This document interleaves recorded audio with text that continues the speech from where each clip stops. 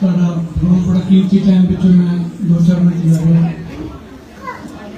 ये कीमती टाइम जो देखो आप जो समा कढ़िया है ये जिथे असी उस अकाल पुरख की आराधना करते हैं बैठे सन समाजिक परिवर्तन जोड़ा योगदान जितों मिलया है वह भी जिक्र करते हैं। जिमें आप रोजी रोटी की गल करते हैं, जिमें रोटी कपड़ा और मकान, ये रोटी कपड़ा और मकान एक कहती देन है, ये मजदूर की है, किसान की है, जो हर भावी अपनी किरत करता है। दसा नाम की किरत के नाल जिथे अपनी कमाई के नाल अपने परिवार को पालता है, पूरे विश्व का भोजन तैयार करता है।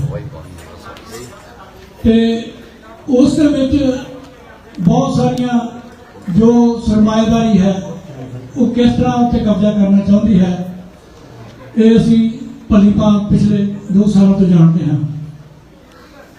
तो ये कोई नवी गल नहीं है, ये 100 साल पुरानी असी जो देखते हैं।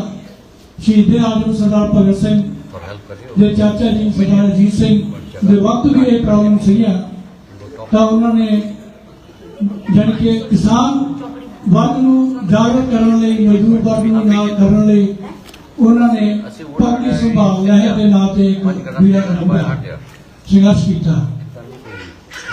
रीसेंटली असी 2020 तक जो सफर देखा भी किस तरह ये सानू साडी किसान भरा है उन्होंने जमीन से किस तरह खड़की बैठी है सरमाएदार, वो सीधा अफेक्ट जो मजदूर को भी पैदा है। और पहला मौका है किसान वर्ग ने बड़ा जी जान के नाल बड़ा संघर्ष किया है और सरकार को अगे झुकना पिया। तो उसके नाल मजदूर वर्ग ने ये कह रही है कि वध तो वध पोलीटिकल पार्टियां ने साथ दिता तो वो सफलता आप देखते हैं। तो उस मोर्चे बारे 100 साल का इतिहास साढ़े बहुत ही मानयोग डॉक्टर रौनकी राम जी पंजाब यूनिवर्सिटी चंडीगढ़ पढ़ाते हैं, तुम सुनिया भी है, देखा भी है, इतने कैलीफोर्निया भी आए हैं। अंबेडकर टाइम से रेगुलर उन्होंने आर्टिकल लगते रहते हैं, उस पंजाबी में भी देख रहा सुनते। एक किताब जो है पगड़ी संभाल है टू संयुक्त किसान मोर्चा तक का सफर है, ये इंग्लिश में है तो पंजाबी में भी आ रही है।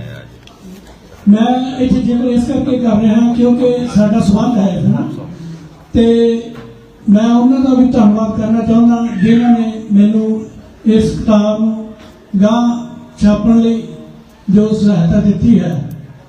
तो लेकिन ये साडा पब्लिशर होर हो गया, लेकिन अंबेडकर टाइम नाल है जिनको के नाल ये चलता है। तो मैं ये साडे को जो साथ सानू मिलया है सर जी ज़्यादा टाइम लगना कि थोड़ा जहा आप थोड़ा पेशेंस ना चलिए, क्योंकि आने वाले टाइम जिदा डॉक्टर हरजिंदर कुमार ने कहा भी आप किताबां आड़ियां फ्री ना पढ़ीए, जे कीमत आपके कुछ पढ़ते हैं तो असं संभाल भी करते हाँ और करनी भी चाहिए है। उन्हें पढ़ने का ही मजा भी आता है, कीमत कुछ नहीं होंगी 10-15 डॉलर। तो इस किताब के सानू जो सहयोग मिलया है doctor Harmesh Kumar, Momi brother Bakersfield, Atwal brother Mercer, Jasvir Singh Takhar triple A सलाज साढ़े बैठे ने, सरदार सुदेव सिंह अटवाल जो इतने आए ने भी, राजा स्वीट्स, तीरथ सिंह सोहल कॉमनी तो, अमरदीप चाल किंग सिटी तो इन्होंने कंट्रीब्यूट किया है। तो जल्द ही पंजाबी में भी एक किताब आएगी, असं वो भी फ्री देवांगे जिन्हें असं दे सकते हैं। तो मैं हुण प्रबंधक कमेटी की सहमति ना हजूरी ना इन्हों के गुरु महाराज की हजूरी इन्हों 2 भरा जो साढ़े अज हाजिर ने, मैं उन्होंने किताब भेंट करना चाहूँगा on behalf of doctor Raunki Ram. Sardar Jasvir Singh Takhar, sir Sudev Singh Atwal ji please come on stage. Takhar साहब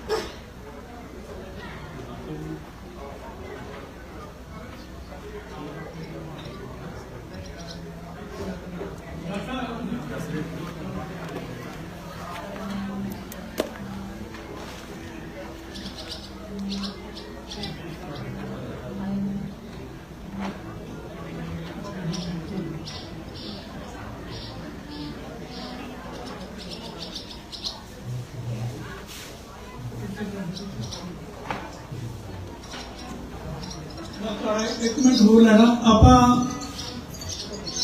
जिंदगी जीवन पहला मैं काफी कुछ गल्लां कर चुका हाँ कि साडे समाज दे विचों श्री ईश्वरदास पवार साहब जिन्होंने चालू साहब भी कहते हैं वो पार्टीशन तो पहला बिफोर इंडिपेंडेंस साडे पहले जज बने सैशन जज जो कंट्री आजाद हो जाता है तो पहले पासपोर्ट ऑफिसर बने तो इंग्लैंड तक तकरीबन उन्होंने बदौलत करी पई है ते कुछ इतने भी आए होंगे। एक किताब उन्होंने अपनी लिखा है माई स्ट्रगल इन लाइफ एक किताब नूं छपाया है अमेरिका के अंदर साडे मानयोग भट्टी ब्रदर्स थॉमस भट्टी ते जेम्स भट्टी जो दोनों तुम देख रहे हो आप पिक्चर तो बाहर ने लेकिन वो इतिहास के पन्ने से है वो वीडियो बना रहे हैं तो मैं उन्होंने रिक्वेस्ट करा कि एक दोनों तो जरूर प्लीज कम ऑन स्टेज।